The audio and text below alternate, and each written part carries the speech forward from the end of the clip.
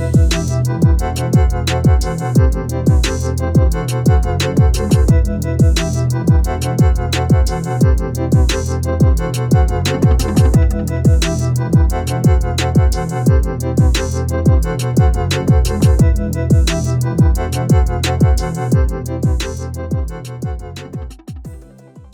guys and welcome back. Over the years I have tried most products made by Aune Audio, be them DACs, DAC combos, headphone amplifiers, but they realized that it's the right time to release a pair of amps and also a pair of full-sized headphones that should work well with all their electronics and also with any other headphone jack that you might find around the house. I like Aune Audio for several things. I like their slow but powerful releases that never pushes us to upgrade every month or so. I also like their price points being affordable and trying to combine a good deal of technicalities with a natural and organic presentation. Today I'll be trying out their brand new AR5000 headphones and also this cute little guy which is called Yuki, which is a DAC combo or a small dongle, which sells for $169 while AR5000 are going for $299. And let's talk about them. First of all, while they look quite imposing and quite unique, this is a very lightweight set of headphones. At 350 grams, these are definitely the lightest headphones that I have tested so far. Desktop headphones, of course, if I'm excluding all those wireless headphones. They weigh little to nothing, and of course I can wear them for hours and hours without any kind of listening fatigue. You might think that they have metallic cups, metallic yokes and cup holders, but everything is actually made out of plastic. However, this is high quality plastic, nothing is cracking, as you can hear or cannot hear, because they are making no sounds when adjusting on your head, so clearly everything is of high quality. The only metallic part is actually this part right here, the headphone structure that holds everything together. So in truth, for $299 we're getting quite a high quality and great looking set of headphones. I expected less for 300 bucks, and that's already a compliment for Aune Audio. They don't look like any other headphones, and I'm sure that Aune Audio put their minds to good use, trying to craft something unusual, something that people could recognize from a distance. And I think they succeeded making a good first impression on me. Their stow cable is not that thick, but it feels sturdy and should resist some use and abuse. We have oxygen-free copper conductors, and the cable is wrapped in a soft fabric, eliminating all microphonics when rubbing against my shirt. It has gold-plated connectors, and the 3.5mm to 1/4 inch headphone adapter suggests that we're dealing with an easy-to-drive set of cans. Since the Yuki offers a balanced 4.4mm output, I hoped that these might have an extra balanced cable in the package, but maybe I'm asking too much for this price point. You can, however, purchase a third-party cable from Aune that could be used with the Yuki. As for tech inside them, we're talking about a pair of open-back dynamic headphones that use an MLD or multi-layered distributed diaphragm. Here is the exploded view of the driver assembly, in case you're wondering how everything is looking. I particularly like the look of its voice coil, including the outer metallic ring that seems to slow down the mechanical movement of the drivers, thus improving the speed of the driver and subsequently lowering the distortion at higher volumes. Aune is quite proud of this driver assembly, but they're even prouder of its sensitivity. At 180 dB, I presume per 1 milliwatt of power, at 28 ohms, you can drive these with basically anything out there, not only with the Yuki, but with any headphone jack that you can find around the house. Yes, including your old grandma's radio. That should work just fine with the AR5000. Aune Audio provides some basic measurements, but I'll be doing some of my own, including a few select measurement comparisons with pricier headphones. Everything looks great on paper, but how does a pair of headphones that costs less than a pair of interconnect cables really sounds? First of all, I do think that Aune Audio proved their point over the years many times already with all their DACs, DAC combos, headphone amplifiers. They care a lot more for the act of music listening. So they care to enjoy the music rather than analyze the music like other brands are doing. SMSL topping. But wait a minute, I'm not describing one of their DACs, DAC amp combos and headphone amplifiers, right? That is correct. However, the tone, the timbre and tonality of these headphones is very much in line with everything that Aune Audio is making. The sound of these headphones is both engaging and also mellow. It's intricate, it's close and personal, but also sometimes deep and expansive. So it really depends on what music you are listening to. And although their price point suggests that I shouldn't use some complicated words to describe the sound, in truth, these are audiophile-worthy headphones. And although these are not really the most technical, the fastest or the cleanest sounding headphones out there, these are not very tight, not so fast sounding, I do believe that they're always trying to relax me, you know, simply I'm stopping from whatever I'm doing, I'm leaving my keyboard, my mouse, my pen, and simply reclining my chair, and I'm going with the flow because the sound is always full-bodied, it's quite sweet, it's organic sounding, and you'll be definitely enjoying the sound of these headphones. The sound is also quite rounded, so expect some rolled off upper treble, rolled off sub bass, and most of your attention will be going to their mid-range section, which is, I believe, one of the nicest things to say about these headphones. The mid-range is simply outstanding.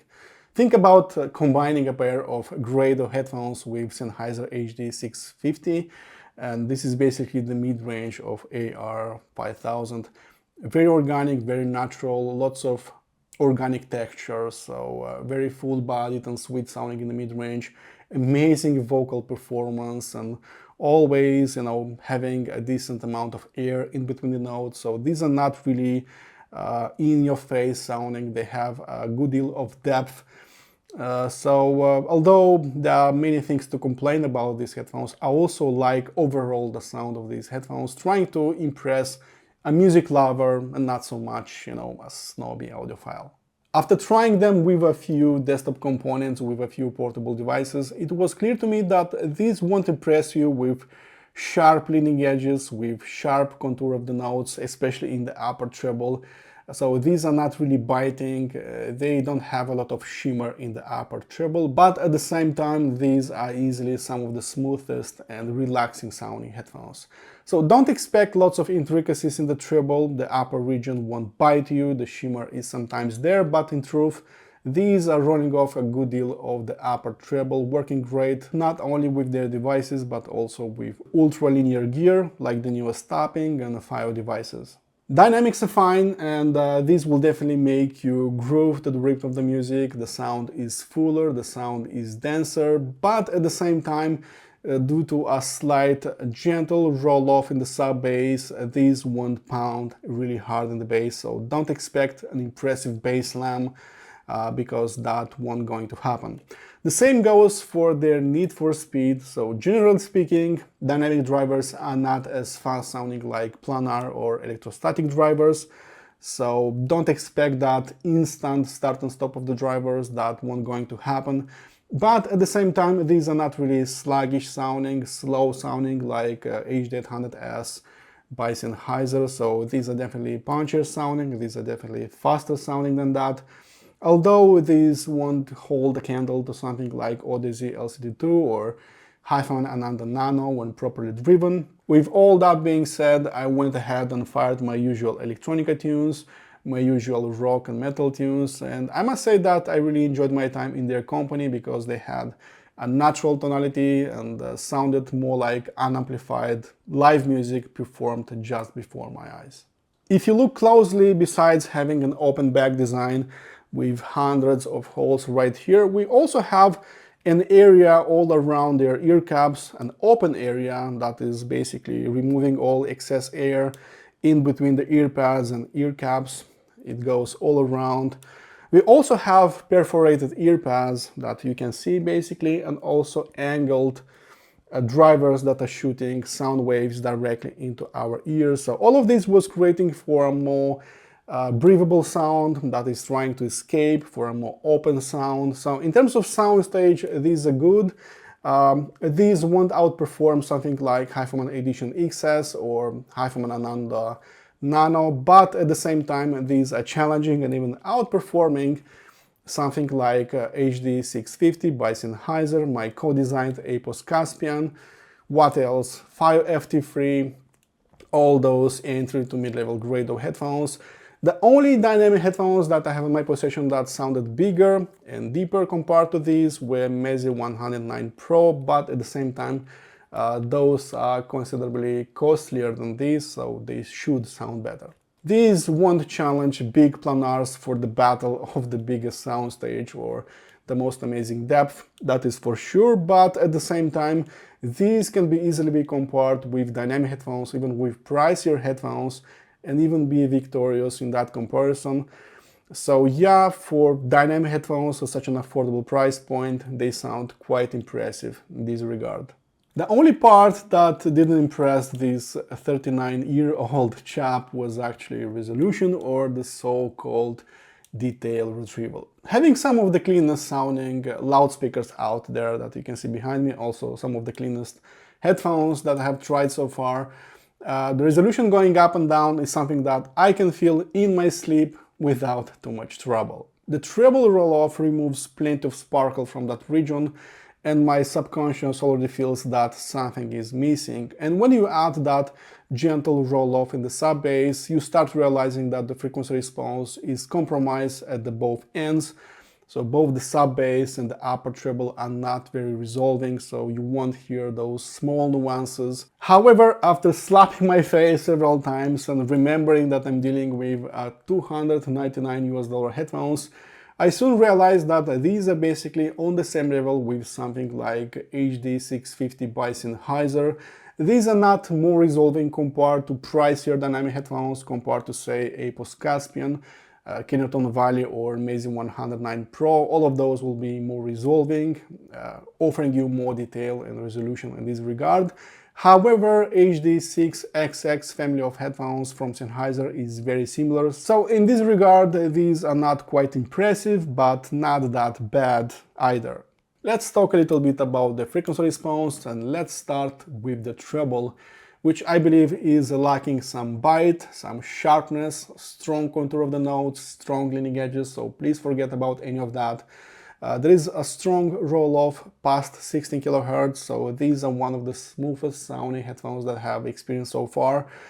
For treble heads, you might look somewhere else. You might start with HiFiMan headphones, for example, because these are quite different. In a way, these are like some anti-grade of headphones in terms of treble performance, so not a lot of bite, not a lot of sparkle, lots of smoothness, lots of roll-off, very easy to listen to, very easy to like. It really depends on who you ask. Some might prefer this kind of roll-off that you can listen for hours and hours. Some might prefer more bite and more sparkle in this region, so it really depends on your preference. The bass is rounded and full-bodied. It's not as fast-sounding like that of planar headphones, so you have a longer trail and decay of the bass. The bass is also quite weighty, but at the same time it's not very punchy sounding, so don't expect a powerful bass slam. That is not going to happen. They have a slight gentle roll-off in the sub-bass, and probably that is the reason of a weaker bass slam. However, you can improve that bass, especially they respond pretty nicely to EQ, and if you want an even nicer bass rendition, then I recommend fully discrete class amplifiers like their S17 Pro, like their Yuki, which is adding more meat on the bone, especially in the bass region. I left the best for last, as I do believe we have an outstanding mid-range performance, especially at this price point. So think about combining the mid-range of a Grader headphone with something like HD650 by Sennheiser, and you're basically getting the mid-range of AR5000.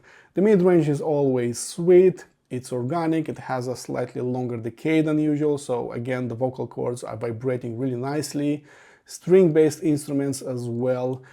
Maybe they won't deliver the thunder with electronic tunes, but they will make you feel great, happy, or even sad while listening to music, because these will convey the emotions that the music is trying to portray to you. Let's talk a little bit about this little gizmo right here, which is called Yuki, which is a DAC cam combo or a dongle that is being powered by your smartphone. We don't have a battery inside, so you should prepare a power bank for some long trips. Aune Audio really likes playing with discrete components, and this guy is really proves that. So we have two Cirrus Logic DAC chips, and wait for it, 16 transistors that you can see right here. So 4 transistors per channel. We have 4 channels. So this is a fully differential and fully balanced device from input to output. We have just 160 milliwatts of power via its 4.4mm balanced output, and half that number via its 3.5mm jack, mostly because only 8 out of 16 transistors are working. Although we don't have lots of power on board, don't forget that we have discrete components right here and not op-amps, so the sound is warmer, it's bolder, it's more dynamic, there is more meat on the bone. It simply refused to slow down with fast electronica tunes, it refused to slow down in terms of dynamics, and it also refused to sound small like it is. It was actually quite big sounding for a unit of this size and of this price. The sound was even warmer and sweeter and lusher compared to their S9C DAC cam combo, which is actually quite, unusual, but at the same time, those Cirrus Logic chips and also those transistors were made to sound this way. Lush, organic, sweet. Up to this point, I have tried plenty of dongles, and you can see them on this channel. And I believe the ones that impressed me the most were Hibi FC6 and also Shinling UA5. And I can definitely add the Yuki to this very small brotherhood, because this one really impresses with dynamics, with lots of meat on the bone, with organic textures, because this is exactly how Yuki is sounding. On its balanced output, I never reached maximum volume with this AR5000. With Aune Nano by Huffman as well, I was a little bit louder, but still I had a decent amount of headroom. Only with Meze Lyric 2 I was reaching maximum power, but even at max power, the sound was not breaking up. The sound was exactly as punchy, as dynamic. The bass was not losing its grip, its tightness. The energy in the bass was not going down, so it was sounding mighty fine even at maximum power.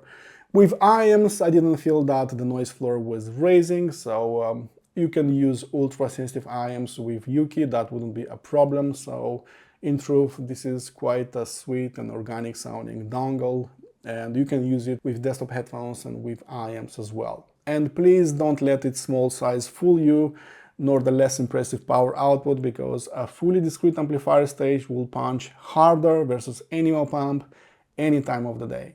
Wrapping up, we have the tiny Yuki, which was capable of driving a few desktop headphones and basically all ultra-sensitive IAMs without adding a noise floor of its own. The sound was always sweet, organic and natural, as opposed to flat and boring and ultra-linear. It was definitely adding some colorations and some mambo-jumbo of its own, but I actually like that coloration, and its affordable price tag of $169 will surely entice a lot of people. AR5000, on the other hand, are simply defying the laws of economics. While others headphone makers are increasing the price points of their headphones, they are proving that you can have a great sound for as little as $299 while still retaining some audiophile-proof skills. Aune has once again won my respect for not being greedy but close and personal with simple guys like me, with true music lovers trying to connect us with our hobby. It's still a mystery to me how such a good-looking headphone and good-sounding headphone can cost as little as $299, but I'm glad that such brands exist today that are trying to gather more followers without asking for extra money. Alright guys, thanks for watching. Please drop me a like and a subscribe if you like this video, and as usual, be open-minded and positive, and I'll see you very soon.